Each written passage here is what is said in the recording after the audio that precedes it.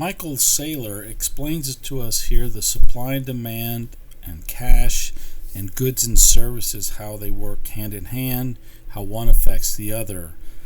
Listen to what he talks about when he starts talking about gold and how it was a good idea for the 19th century, but not such a good idea in this time, as he starts to alluding to a digital gold. Gold was inflating about 2% a year, and the economy is growing 2% a year.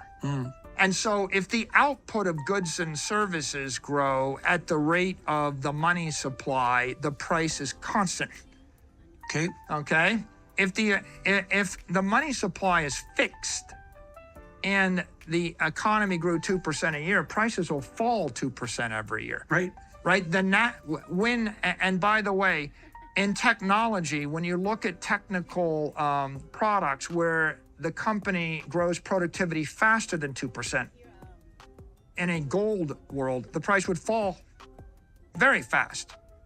Okay, so what's going on is there's a race between productivity and money supply.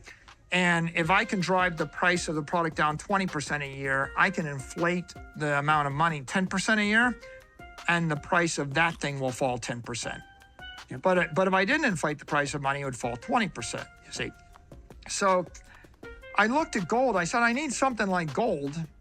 But the problem with gold is it's a conventional asset. It had kind of recovered a bit. And I thought, it's not perfect. It's the best idea in the 19th century.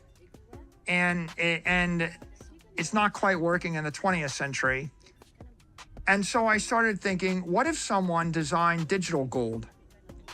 What if now we go back to the engineer saying, can you perfect gold? And the engineering idea, how do you fix gold and make it perfect? Well, you make it impossible to mine anymore.